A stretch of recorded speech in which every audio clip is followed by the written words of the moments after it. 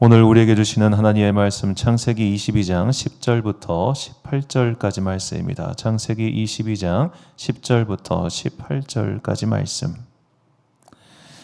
저와 함께 한 절씩 교독하시겠습니다.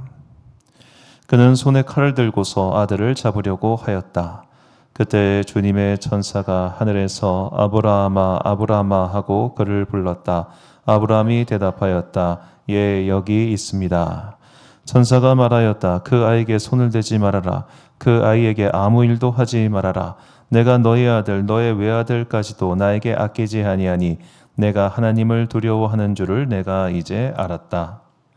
여기 저희가 들고 살펴보니 그 불 속 쇠야 한 마리가 있는데 그 불이 가서 그 수장을 잡아다가 아들 대신에 그것으로 번제를 드렸다. 이런 일이 있었으므로 아브라함이 그곳 이름을 여호와 이레라고 하였다.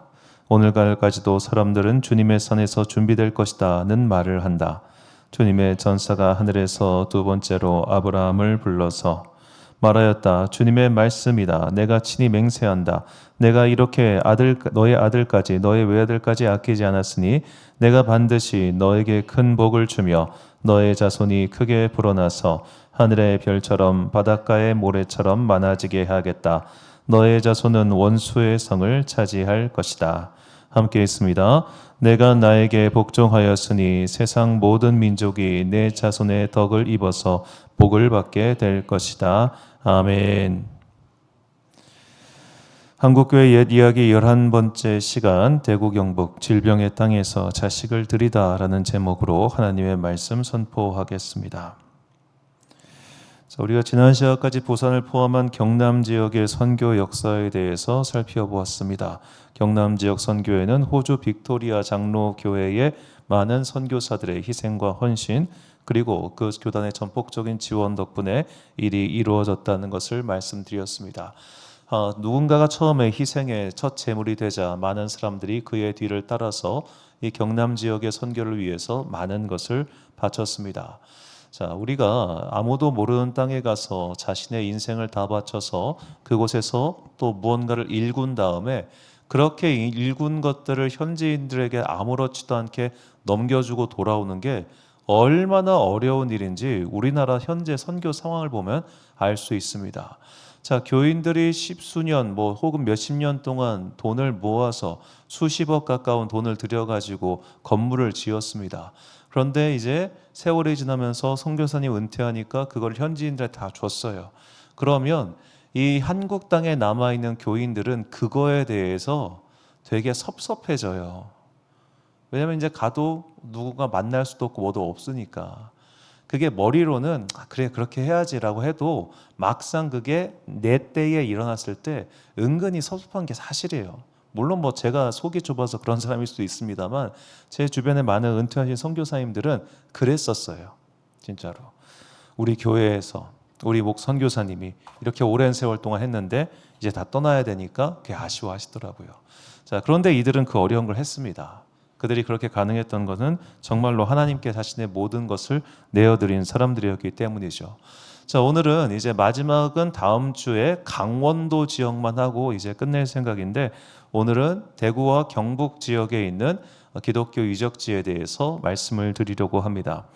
자, 대구와 경북 지역에 첫 번째로 발을 디뎠던 선교사는 지난 부산 지역 선교에서도 앞장섰던 윌리엄 베어드 선교사입니다. 숭실학당을 만든 분이신데 자, 이분이 이제 부산 지역을 중심으로 선교 활동하고 계시다가 약 43일 동안 대구 경북 지역을 이제 쭉 돌아다니신 적이 있어요. 거기를 쭉 돌아다니시면서 이게 우리 부산을만 있을 것이 아니라 이쪽 내륙 지방의 대구에도 선교를 시작해야겠다라고 해서 1895년 말경에 대구로 이사를 하셔서 대구 선교를 본격적으로 시작하게 됩니다.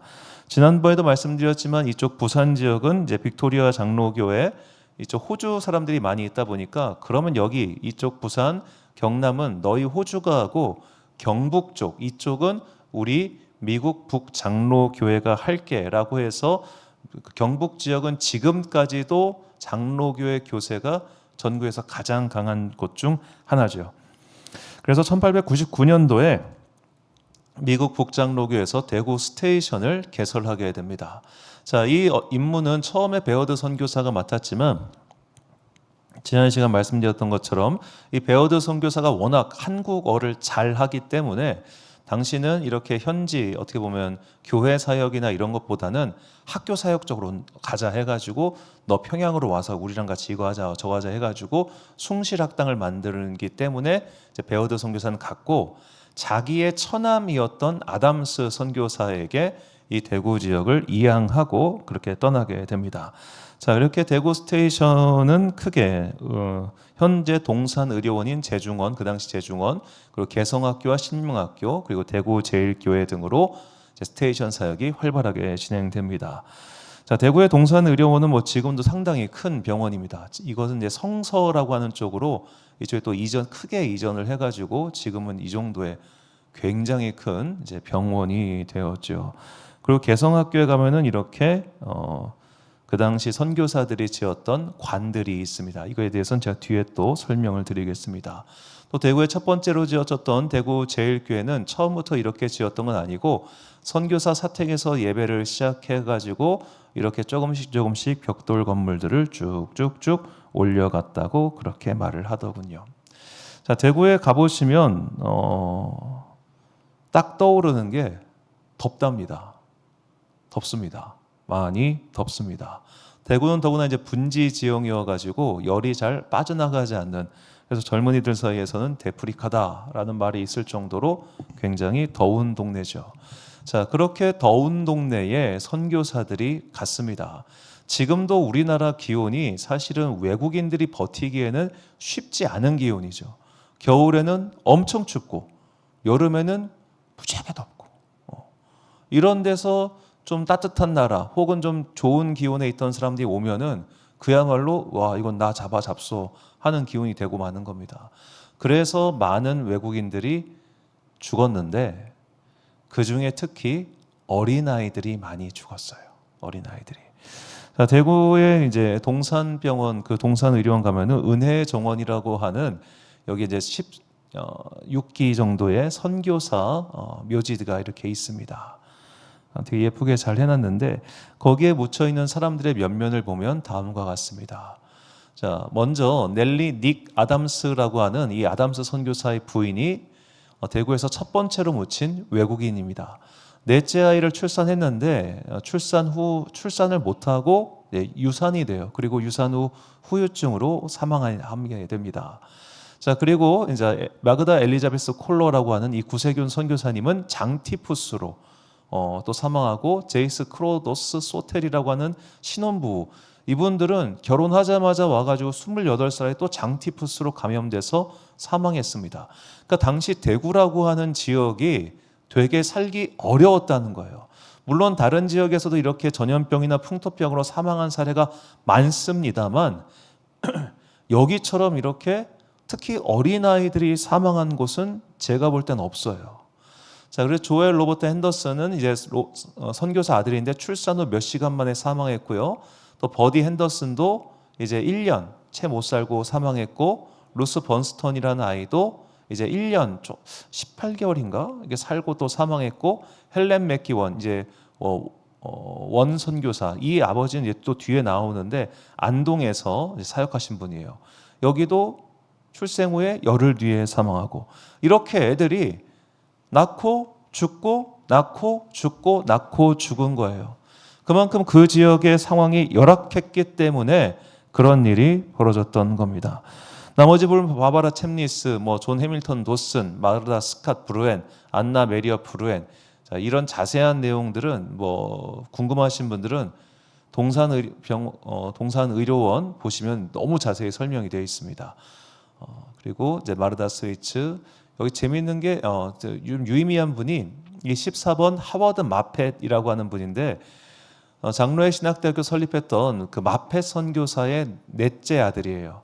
근데 이분이 의료 선교사로 1948년에 오셔가지고 이 동산병원이 현재의 모습을 갖추는데 아주 혁혁하게 기여하신 분입니다. 계명대 이사장이기도 하는데 이분이 처음에 동산병원 부임했을 때 병원 베드가 60개였다고 합니다. 이거를 베드 1000개짜리 병원으로 만든 거예요. 베드가 60개에서 1000개. 와, 이게 병원을 보면 그러니까 의사 만들어야 돼. 진짜 어마어마해. 하여튼 자, 그렇게 해가지고 이제 그 계명대학교나 동산병원 여기 있어서는 굉장히 아주 족적을 남긴 그런 분이십니다. 자, 이 가면은 이렇게 선교사들이 머물렀던 사택이 아직 있어요. 그 바로 은혜의 정원 앞에 대구에 가시면 이게 있는데, 자, 이게 청라 언덕이라고 그 언덕백이 그 위에 세워져 있습니다. 자, 이 주택이 대구 지역, 아니 경북 전체에서 첫 번째로 만들어진 벽돌, 서양식 벽돌 건물이에요. 그때 선교사들의 수기를 보면 신기하잖아요. 그 백인 본 것도 처음, 저런 서양식 주택 본 것도 처음. 그러니까 저기를 우르르르 몰려가지고 창문에 매달려서 봤대요. 뭐 하고 있나, 뭐 하고 있나. 얼마나 스트레스를 받았겠습니까? 날씨 안 좋아요. 서양 사람들이 살기가 너무너무 안 좋았어요. 일단은 익숙하지 않으니까 모든 게. 낯선 곳에서 날씨도 안 좋고 그러니까 이 산모들이 스트레스를 엄청 받아가지고 출산하고 애는 또 얼마 못 살고 죽고 또 본인도 장티푸스 걸리고 이런 굉장히 열악한 환경이 바로 대구 지역 사역이었던 겁니다. 그래서 저쪽 묘역에 그렇게 아기들이 많이 죽은 거예요. 자, 오늘날 이제 저는 제 스승 목사님이 그런 말씀하셨어요. 목사는 공인이다, 공인. 그래서 어쩔 수 없이 다 드러날 수밖에 없다. 그 직을 감당할 거면 하고 못하겠으면 그냥 관둬라라고 하셨었는데 그때 관뒀어야 됐어. 자, 이렇게 저는 이제 약간 비유하자면 목사는 돈 못 버는 연예인이라고 생각합니다. 모두가 다 공개돼 있고 알고 있고 보고 있잖아요. 그러다 보니까 말들이 그렇게 많아. 정말로 이제 제가 모셨던 목사님 이야기인데, 제가 이제 비서를 오래 했잖아요. 비서를 오래 하다 보니까 저는 그 목사님의 거짓말 안 치고 자서전 쓰라고 해도 쓸 수 있을 정도로 다 합니다. 형제분들 미국에 사는 큰 누나 빼고 다 봤고요. 조카들도 웬만큼 다 본 것 같아요. 그분 아버지 장례 나셨을 때 장례식장 내내 제가 앞에서 이거 하고 있었으니까 정말 다 봤어요. 별의별 얘기 다 알아요. 그런데 제가 그 교회 그만두고 밖에 나가니까 좀 유명한 목사님이니까 나 그 목사님 잘 알아 라고 했던 사람을 아주 그냥 수수하게 봤어요. 뭔 말도 안 되는 이야기 절절절절 엄청 많아요. 그 목사님은 늙어 보이고 사모님은 되게 젊어 보이셨어요. 그러니까 교인들이 처음 등록하신 분들은 어머, 우리 목사님 재취야? 막 이러는 사람 되게 많아서 진짜. 목사님 머리가 허옇고 사모님은 조그만한데 그 사사 사이즈셨거든요. 조그만해요. 149, 키 149에 몸 요만하 하셔가지고. 그러니까 교인들이 그렇게 입방아를 아이고, 나 별의별 사람 다 봤네. 그렇게 공개되어 있으니까 얼마나 스트레스겠어요. 사모님이 장 보는 것도 힘들어하셨어요. 말을 그냥 하니까. 자, 그런데 이게 100년 전이라고 생각해 봅시다. 그게 완전 미개한 땅에 와가지고 그곳을 살았으니 이 사람들에게 얼마나 컸겠어요. 서울이나 평양이나 부산 같은 곳은 그래도 선교사 외에 외국인이 많잖아요. 그러니까 그들과 함께 묻혀서 살 수 있었고 또 그들끼리의 커뮤니티가 있다 보니까 같이 음식도 먹고 뭐 할 수 있었지만 대구나 경북 지역은 그게 안 됐죠. 너무 적었던 겁니다. 그래서 외로웠고 힘들었고 많이들 죽었어요. 그 흔적이 쪽 은혜의 정원에 남아 있습니다. 자, 그리고 이제 개성학교 유적지가 있는데요. 이 아담스관, 아까 말씀드렸던 이 제임스 아담스 선교사의 어머니인 낸시 아담스를 기념하면서 건축했던 게 아담스관이라고 하는 이 관이 있습니다. 이것도 다 근대문화 유적지로 이렇게 등재가 돼 있다고 합니다. 그리고 그 옆에 있는 게 바로 맥퍼슨관이라고 하는데, 이게 맥퍼슨관입니다. 여기 보면 이제 또 사람들 기념 이렇게 있죠. 그리고 앤더슨관이라고 해서 지금도 학교 이제 중앙 그걸로 쓰고 있는 이런 관이 있다고 합니다. 이 세 개가 모두 이제 근대 건축물로 해가지고 대구시 이제 문화재로 등록돼 있다고 합니다. 약 1907년부터 30년대 사이에 이렇게 만들어 놓은 벽돌 건물들이죠. 이 모든 것들을 어찌 보면 이제 기틀을 마련해 준 대구 지역의 아주 큰 선교사가 제임스 아담스라고 하는 선교사입니다. 자, 이 사람은 참 인생이 피곤해요. 자녀가 넷이었지만 넷 중에 둘이 대구에서 죽었습니다. 그리고 그의 부인도 일찍 죽었고요. 그리고 자기를 여기로 이끌고 온 자기 누나, 이 사람 누나가 안 에리 선교사, 애니베어스 선교사입니다. 그러니까 사실은 누나 따라서 한국 온 거예요. 그리고 보니까 이제 자기 누나의 남편은 뭐라고 불러요? 뭐죠? 매형? 예. 그 매형이랑 같은 신학교를 다녔어요. 그러니까 알고 지냈겠죠. 그래가지고 매코믹 신학교 나왔는데 그렇게 해서 이 사람이 한국에 오게 된 겁니다. 결혼하자마자 왔어요. 자, 이렇게 와가지고 선교를 했는데 자식 죽고 부인 죽고 누나 죽은 거예요. 그리고 자기는 건강이 악화돼가지고 누나 죽은 지 한 2년 지났을 때 잠깐 미국 돌아갔다가 건강 회복되고 다시 대구로 왔다가 건강이 더 악화돼가지고 결국에는 은퇴하고 미국 갔다가 미국에서 몇 년 뒤에 돌아가십니다. 자, 이게 정말 전 보면서 와, 극한 직업이다, 극한 직업. 아내는 죽고 누나도 죽고 본인은 건강이 악화돼서 그렇게 하고 이 정도면 정말 지긋지긋하고 보기도 싫고 그럴 것 같은데 그의 아들 둘이 큰아들과 작은아들이 여전히 대구와 안동에 남아서 사역을 이어가요. 그 에드워즈 아담스와 안동에서 했던 게 누구였나 이름이 지금 기억이 안 나는데 그렇게 남겨놓고 자기는 또 은퇴하게 됩니다. 자, 이렇게 나의 모든 것, 특히 가족의 생명까지도 이걸 뭐라고 말을 해야 될까요? 했던 그런 선교사들의 사역들 보면서 이건 정말 예수에 미친 것을 넘어서서 하나님 나라를 위해 내 모든 것을 다 내어드리지 않으면 결코 할 수 없는 일이구나 라는 생각을 했습니다. 자, 이렇게 대구 지역을 중심으로 해서 경북 지역 선교가 펼쳐지는데 그 다음에 했던 지역이 안동이라고 하는 지역입니다. 이 안동 지역은 이제 처음에 이제 복음을 선교사에 직접 간 건 아니에요. 그 지역 사람, 이쪽이 안동이 우리가 알다시피 하회마을 그런 양반네 집이라고 해가지고 외국인이 함부로 가기가 어려웠습니다. 그래서 이제 선교사들 통해서 복음을 전달받은 사람들이 가서 이렇게 교회를 하고 했는데 1903년에 12명이었던 게 1908년에 1000명이 넘게 됐어요. 여긴 지금 뭔가 일어날 수 있겠다 해서 안동 스테이션이 이쪽 돼서 선교지가 개설되기 시작합니다. 그래서 이게 안동교회라고 하는 곳인데 대한민국 근대 문화유산 될 정도로 아주 오래된 교회입니다. 그리고 이것은 이제 그쪽 안동에 있는 병원, 선교사들이 지은 성소병원이라고 이 병원이 지금 이렇게 또 운영이 되고 있습니다. 자, 그리고 이제 이쪽 경성고등학교인가요? 이쪽에 또 선교사 3명의 묘가 있는데 아까 말씀드렸던 얼 선교사라고 여기서 일하다가 돌아가셨고 나머지 2명은 저것도 애기들 묘지예요. 애기들 묘지. 저렇게 이제 아무래도 학교 터에 있고 딱 3기밖에 없기 때문에 누가 아는 분도 없고 제가 보통 구글에서 이런 거 뒤지면 사진 많이 나오거든요. 사진이 2장밖에 없더라고요. 그 정도로 찾는 이가 별로 없는 참 외로운 곳인데 자, 이분들은 이런 곳에서 자신의 모든 것을 다 드렸던 것 같아요. 로저 윈 선교사 풍토병으로 돌아가셨고 도로시 앤더슨 1년 살고 얘도 죽었고 벨켈 이 친구도 18개월 살고 죽어서 여기 묻혔어요. 자, 이렇게 많은 사람들이 참 모든 것을 주님께 내어드리고서 살다가 하늘나라로 갔습니다.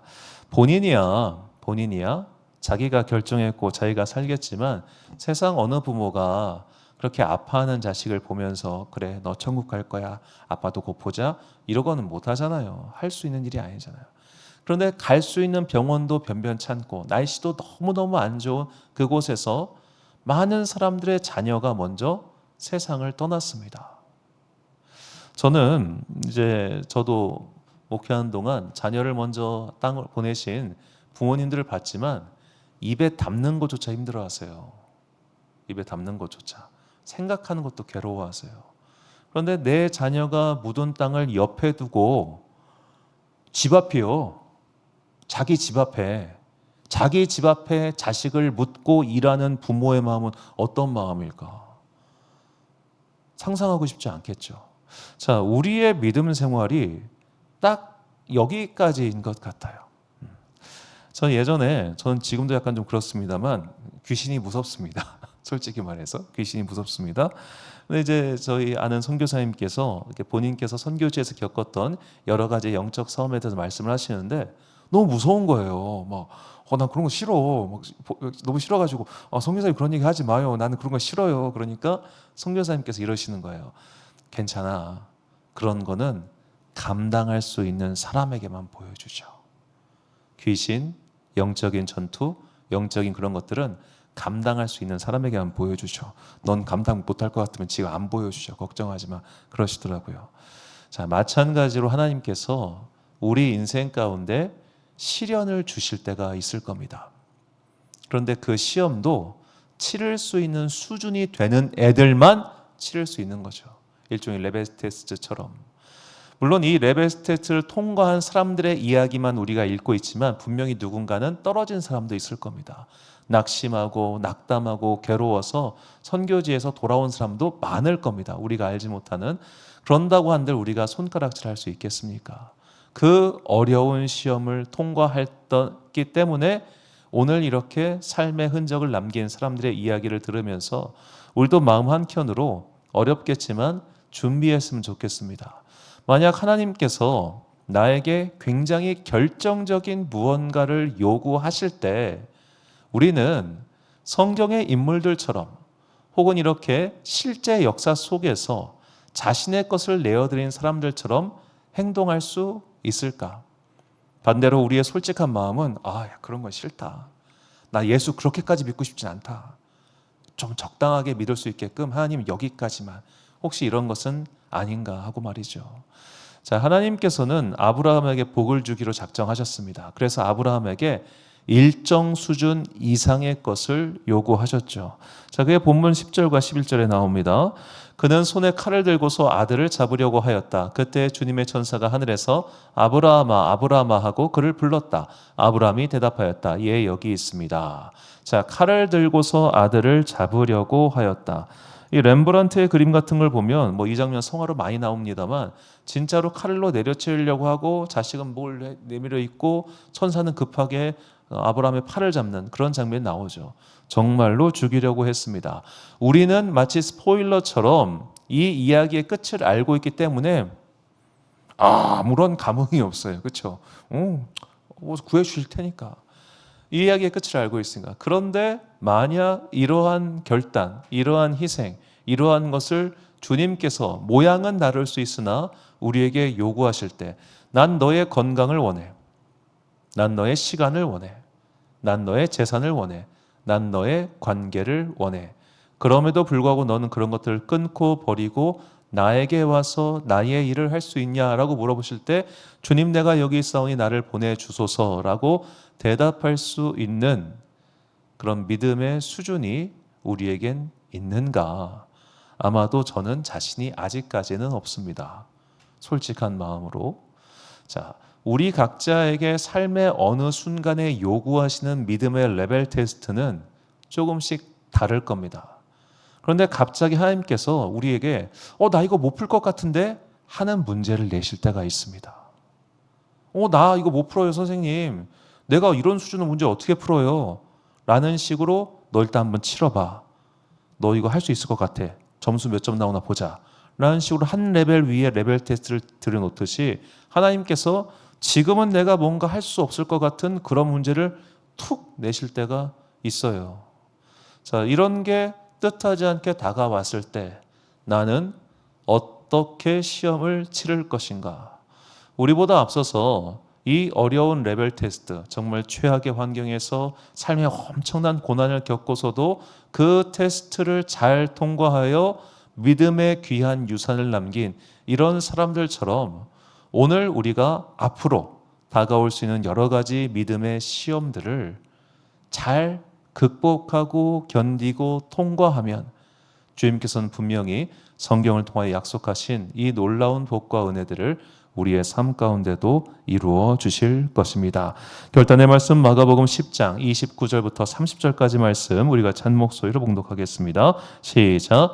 예수께서 이르시되 내가 진실로 너희에게 이르노니 나와 복음을 위하여 집이나 형제나 자매나 어머니나 아버지나 자식이나 전토를 벌인 자는 현세에 있어 집과 형제와 자매와 어머니와 자식과 전토를 100배나 받되 박해를 겸하여 받고 내세의 영생을 받지 못할 자가 없느니라. 아멘.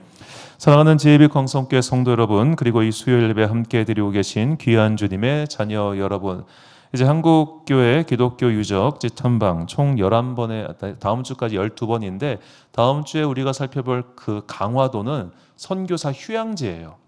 강원도 쪽에는 휴양지 그쪽 속초인가 거기밖에 없어가지고 화진포라고 해가지고 거기만 있고, 사실상 이제 선교사들이 어쩌면 피땀 흘리고 고생했던 이야기는 여기까지입니다. 서울 쪽은 보지 않겠습니다. 서울은 너무 많기 때문에 굳이 우리가 볼 필요는 없을 것 같습니다. 저는 선교사 좀 11번에 걸쳐가지고 이 선교사들의 삶과 이 사역을 보면서 첫 번째로는 부끄러웠고 두 번째로는 난 이렇게까지 하기 싫다였습니다. 난 이렇게까지 못하겠다. 이렇게까지는. 자, 그들은 정말 옛날에도 알고는 있었지만 다시 한번 돌아보면서 예전에는 제가 이 일을 잘 모르니까 그랬나 보다 했는데 막상 이 일을 하면서 그들을 보니까 나는 쓰레기야. 나는 진짜 저들에 비하면 완전 잡놈이야, 잡놈. 그런 생각이 들 정도로 그들은 어마어마한 사람들이었더라고요. 어마어마한. 지금 우리가 상상하지도 못할 성령으로 강력하게 무장하고 내 인생의 모든 것을 정말로 사골마냥 내 뼈가루까지 모두 다 주님께 드리겠다고 하는 그런 불타는 각오를 가진 사람들이었습니다. 그들과 우리의 결정적인 차이가 뭘까 생각해 보니까 성령 충만, 그 차이 하나밖에 없겠더라고요. 성령 충만. 나는 지금 그렇게 강력한 성령님의 충만한 인도함 가운데 살고 있는가? 아니면 적당히 세상에서도 좋은 거 받고 삶에서도 좋은 거 받으면서 은혜도 적당히 받는 적당한 그런 걸 하고 있는가? 물론 우리가 적당해도 영혼의 구원받는 데 지장이 없을 수도 있습니다. 하지만 분명한 것은 하나님께서 언젠가 우리의 삶 가운데 지금 내가 풀 수 없을 것 같은 이 시험지를 턱 하고 들이밀으셨을 때 그거 잘 풀 수 있는가? 그걸 잘 풀고 통과하면 정말로 큰 은혜와 복이 지금도 그리고 앞으로도 있을 것이며, 만약 그것을 통과하지 못하면 참 많이 아플 것 같아요. 그렇죠? 언젠간 우리에게 다가올 수도 있는 그 믿음의 시험지를 잘 풀기 위하여 지금 기도할 수 있을 때 기도하고 성령을 구할 수 있을 정신이 있을 때 성령님을 구하여 내 마음속을 그리스도 예수의 영으로 가득 채워서 이 땅을 살아가는 동안 여러 가지 시험과 환난을 잘 극복하여 주님께서 우리에게 주시고자 하는 모든 복과 은혜를 취하는 여러분과 제가 되시기를 주님의 이름으로 축원합니다. 기도하겠습니다. 사랑과 은혜가 충만하신 아버지 하나님, 참으로 감사합니다. 제임스 아담스 선교사는 먼저 자식들을 보냈고 부인을 보냈고 사랑하는 누이도 떠나 보냈습니다. 그리고 본인도 건강이 악화되어서 한국을 떠났고 곧 세상도 떠나고 말았습니다. 그러나 이 땅에는 그의 아들 둘이 남았습니다. 지금 우리의 개념과 상식과 관점에서 본다면 도저히 이해할 수 없는 행보였으나 하나님께서는 그의 행보를 기뻐하셨고 분명히 그의 자녀들과 그의 아내와 그의 누이와 그의 가족들을 위한 특별한 자리를 천국에 마련해 두셨음을 믿습니다. 언젠간 우리에게 그렇게 큰 무언가를 맡기시려고 할 때 나는 그것을 받을 수 있는 준비가 되어 있는가를 돌아봅니다. 주님, 올 한 해 마지막 날에 다시 한번 하나님의 은혜를 찬양하며 새롭게 다가올 주님의 은혜를 갈망하오니 우리에게 더욱더 영적인 능력을 더하여 주사 어떠한 시험 문제를 주시더라도 그것을 잘 풀고 넘어갈 수 있는 승리하는 그리스도인들 되게 하여 주옵소서. 2026년 우리의 믿음이 지금보다 조금 더 성장하여 주님께서 우리에게 원하시는 바를 이 땅에서 실천하고 살아가는 거룩한 주의 자녀들 되기를 간절히 소망하오며 이 모든 말씀 우리 구주 예수 그리스도의 이름으로 기도드립니다. 아멘. 찬송가 488장 찬양하겠습니다.